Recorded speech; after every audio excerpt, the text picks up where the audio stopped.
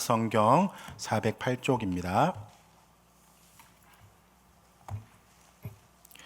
사무엘상 1장 9절에서 18절까지의 말씀입니다. 우리 한 목소리로 하나님 말씀 봉독하도록 하겠습니다. 그들이 실로에서 먹고 마신 후에 한나가 일어나니 그때 제사장 엘리는 여호와의 전 문설주 곁 의자에 앉아 있더라. 한나가 마음이 괴로워서 여호와께 기도하고 통곡하며 서원하여 이르되 만군의 여호와여, 만일 주의 여종의 고통을 돌보시고 나를 기억하사 주의 여종을 잊지 아니하시고 주의 여종에게 아들을 주시면 내가 그의 평생에 그를 여호와께 드리고 삭도를 그 머리에 대지 아니하겠나이다. 그가 여호와 앞에 오래 기도하는 동안에 엘리가 그의 입을 주목한즉 한나가 속으로 말하매 입술만 움직이고 음성을 듣지 아니하므로 엘리는 그가 취한 줄로 생각한지라. 엘리가 그에게 이르되 내가 언제까지 취하여 있겠느냐, 포도주를 끊으라 하니 한나가 대답하여 이르되 내 주여, 그렇지 아니하나이다. 나는 마음이 슬픈 여자라.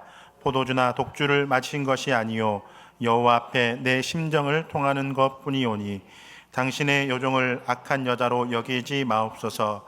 내가 지금까지 말한 것은 나의 원통함과 격분됨이 많기 때문이니이다 하는지라.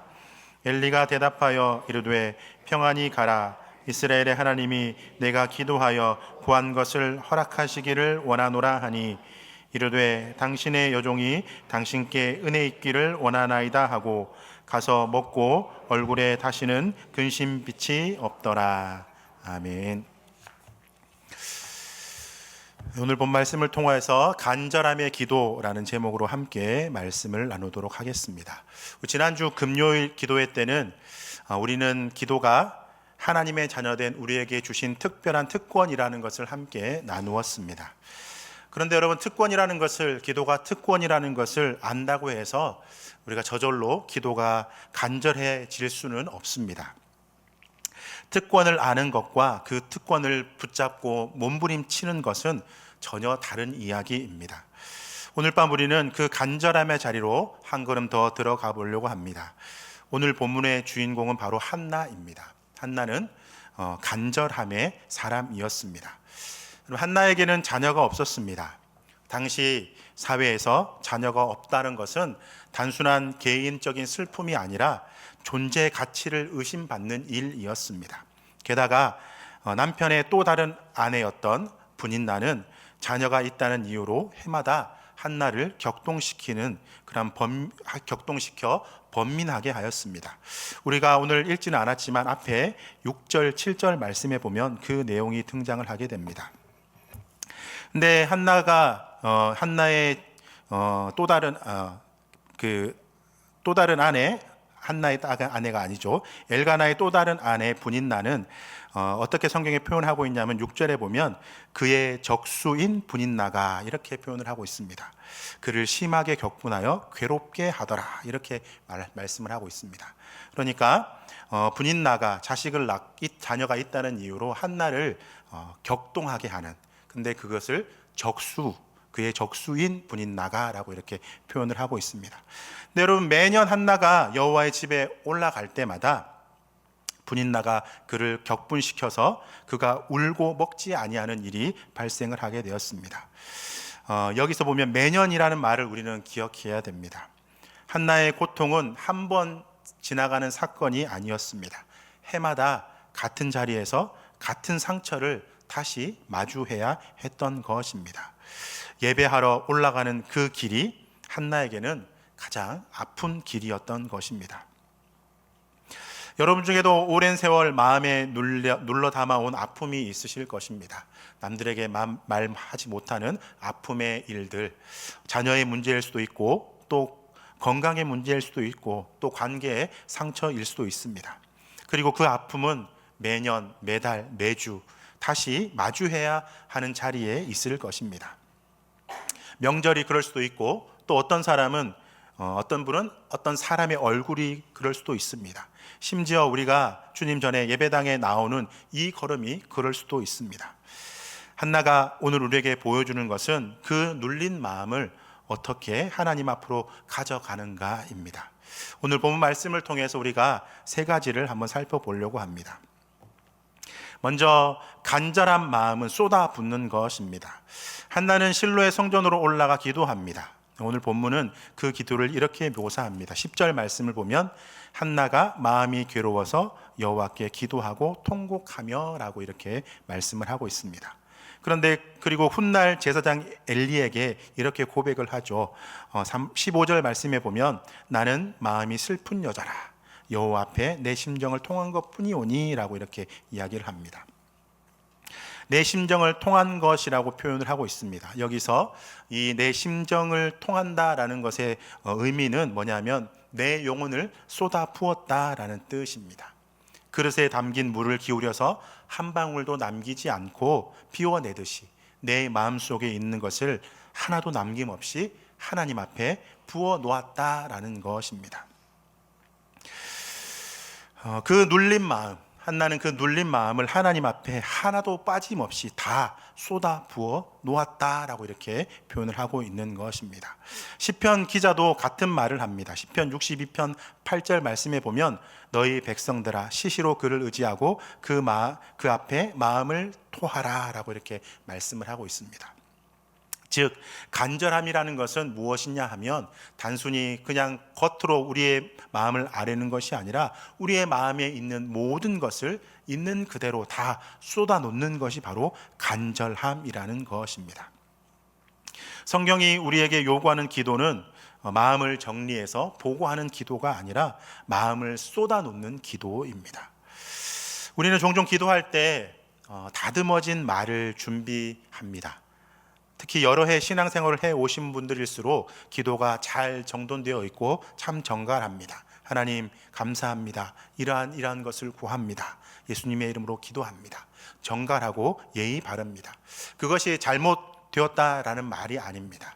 대표 기도 하실 때는 정갈하게 간결하게 그렇게 해야 합니다. 다만 우리가 개인적으로 기도의 시간에 나올 때의 기도는 달라야 합니다. 물론 그런 부분도 필요하지만 한나가 마음을 쏟아서 그렇게 기도했던 것처럼 모든 것을 쏟아 놓았던 것처럼 우리도 그렇게 하나님 앞에 모든 것을 쏟아 놓아야 하는 것입니다. 그것이 바로 간절함의 기도입니다. 여러분 한나처럼 마음을 있는 그대로 다 쏟아서 기도해 보신 적이 언제였는지 혹시 기억하십니까? 오늘 밤 여러분들의 마음을 한번 돌아보셨으면 참 좋겠습니다. 자녀 걱정에 밤잠을 설치실 때 그 걱정을 정돈된 문장으로 만들려고 애쓰지 마시고 그냥 쏟아 넣어 보십시오. 하나님, 저 이런 것 때문에 너무 힘듭니다. 왜 이렇게 안 풀립니까? 그것도 사실은 기도입니다. 하나님은 우리의 다듬어진 언어도 중요하지만 우리의 진짜 마음을 원하십니다. 그런데 한나가 쏟아부은 그 마음의 내용을 살펴보면 이렇습니다. 우리가 11절 말씀인데요. 11절 말씀을 한번 보겠습니다.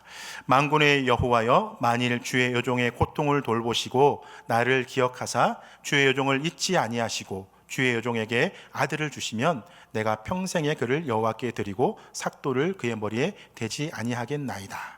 한나가 구한 것은 아들이었습니다. 그런데 놀랍게도 같은 호흡으로 그 아들을 다시 하나님께 드리겠다라고 이렇게 이야기를 합니다. 만일 한나가 원하는 것이 분인나 앞에서 길을 펴는 것이었다면 이런 기도가 결코 나올 수 없었겠죠. 사람 앞에서 체면을 세우기 위해 아들을 달라고 한 것이 아니라 하나님 앞에 그것을 사람 앞에 그것을 내세우는 것이었으면 성전에 맡길 수가 없습니다. 곁에 두고 자랑할 것입니다. 그러나 한나는 그렇게 하지 않았습니다. 한나가 하나님 앞에 나와서 본인의 마음을 쏟고 신실하게 기도한 그 모습을 살펴보면 그 소원의 소유권까지 하나님께 넘겨드리는 그러한 기도였습니다. 이것이 바로 간절한 기도입니다. 간절함의 기도는 단순한 감정의 기도와 결정적인 차이가 있습니다. 감정적인 기도는 내 뜻대로 되게 해 주십시오로 끝납니다. 그러나 간절한 기도는 이것을 하나님께 맡깁니다. 이것까지도 하나님께 맡깁니다 라는 기도입니다. 마음을 쏟아 붓는다는 것은 속을 후련하게 비우는 기술이 아닙니다. 내가 붙들고 있던 것, 그것의 주인 자리를 하나님께 내어드리는 것이 바로 간절함의 기도입니다. 오늘 밤 여러분들이 붙들고 계신 그 기도의 제목들을 한번 생각해 보시기를 바랍니다. 그것을 하나님이 이루어 주신다면 여러분은 그것을 누구를 위해서 쓰시겠습니까? 그 질문에 대답할 수 있을 때 우리의 기도는 비로소 한나의 기도가 됩니다. 두 번째로 간절하면 체면을 넘어섭니다. 12절 13절 말씀을 보면 그가 여호와 앞에 오래 기도하는 동안에 엘리가 그의 입을 주목한즉 한나가 속으로 말하매 입술만 움직이고 음성은 들리지 아니하므로 엘리는 그가 취한 줄로 생각한지라 라고 이렇게 말씀을 합니다. 여러분, 간절함은 소리의 크기만이 아닙니다. 오늘의 본문 제목이 간절함의 기도인데 정작 한나의 기도는 소리가 없었습니다. 옆에서 지켜보던 엘리에게는 입술이 움직이는 것만 보였을 뿐 아무 음성도 들리지 않았습니다. 우리는 흔히 간절히 기도를 큰 소리와 동일시합니다. 소리를 내지 못하면 믿음이 부족한 것 같습니다. 그런데 성경이 통곡하며 기도했다고 기록한 바로 그 한나의 기도는 사람의 귀에 들리지 않는 기도였습니다. 부르짖음이라는 것은 소리의 문제가 아니라 그것을 뛰어넘어서 간절한 마음의 문제입니다. 하나님은 우리의 입술의 소리가 아니라 우리의 영혼의 소리를 들으십니다.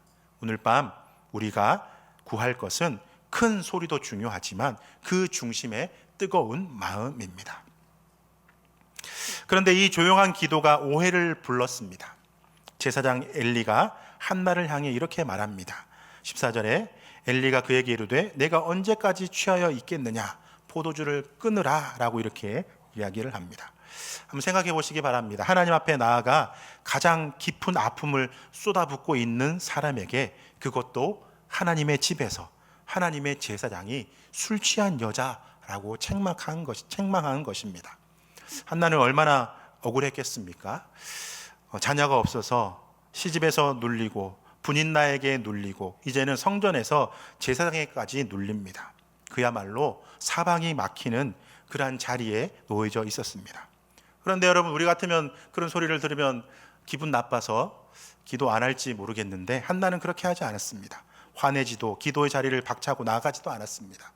변명하는 대신에 자신의 상황을 솔직하게 설명합니다. 그것이 바로 15절, 16절 말씀에 기록되어 있습니다. 나는 마음이 슬픈 여자라.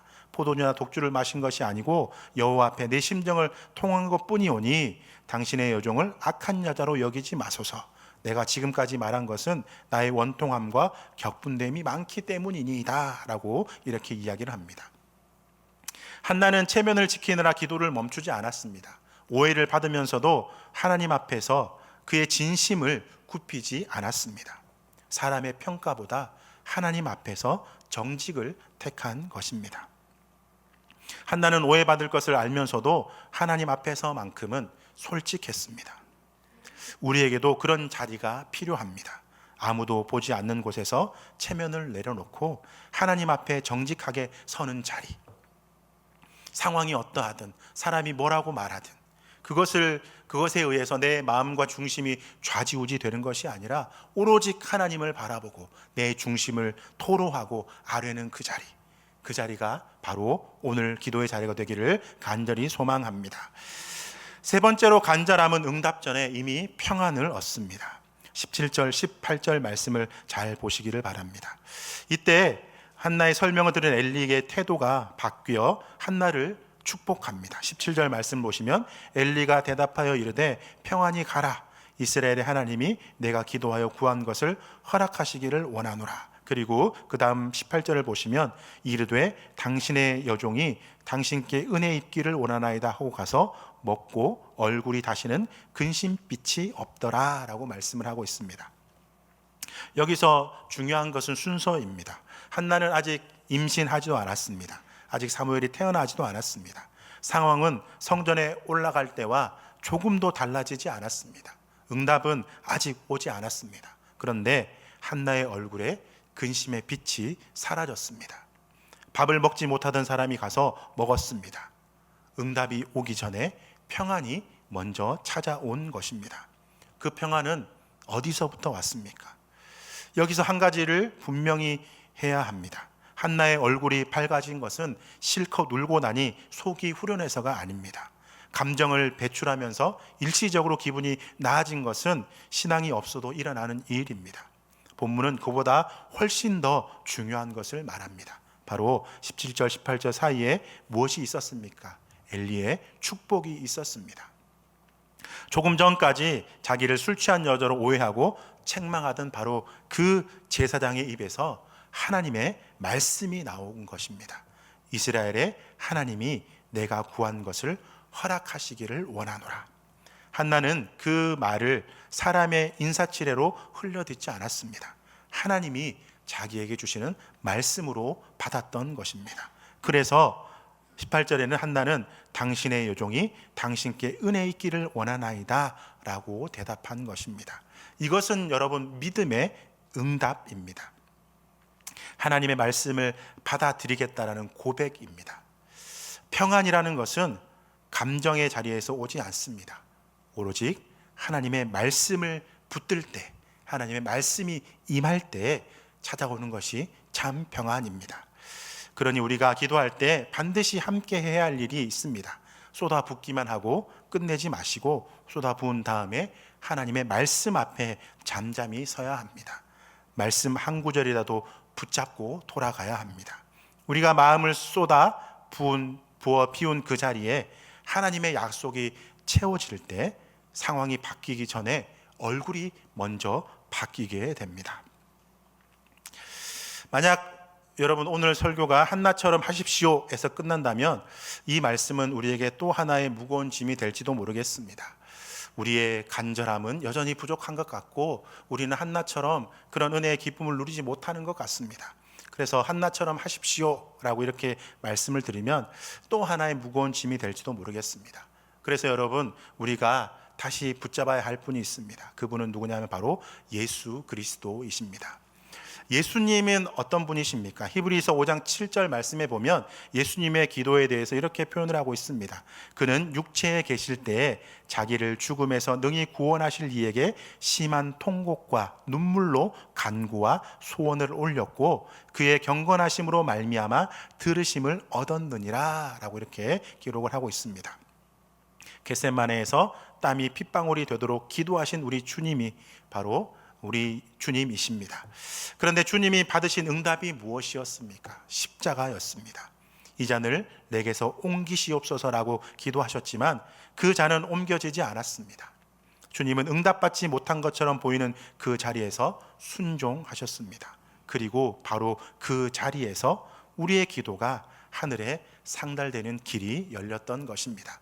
그러니 우리는 오늘 이 밤에 우리가 하나님 앞에 나아가는 것은 우리의 간절함이 대단해서가 아니라 우리보다 먼저 부르짖으시는 분, 우리를 위해 친히 간구하고 기도하시는 분, 그분이 바로 예수님이시기에 그 예수님을 붙잡고 의지하며 나아가게 되는 것입니다. 사랑하는 여러분, 여러분 안에 간절함이 있으십니까? 오늘 이 밤에 여러분 안에 하나님 앞에 마음을 쏟아놓고 모든 것을 쏟아놓을 수 있는 간절함이 회복되어지기를 주님의 이름으로 축복합니다. 한나에게 말씀이 임할 때에 평안이 찾아왔던 것처럼 여러분 가운데에도 하나님의 말씀이 임하기를 간절히 소망합니다. 또한 우리와 함께 계셔서 우리를 위해 친히 간구하시는 중보자 되신 예수님, 누구보다 그 무엇보다 우리를 사랑하시는 그 예수님, 그 주님이 우리와 함께 계심을 의지하고 오늘 이 밤에도 간절한 마음으로 주님 앞에 나아가 간절하게 기도하며 주님이 주시는 은혜와 평안과 회복을 누리는 은혜가 있기를 간절히 소망합니다. 이 시간 우리 함께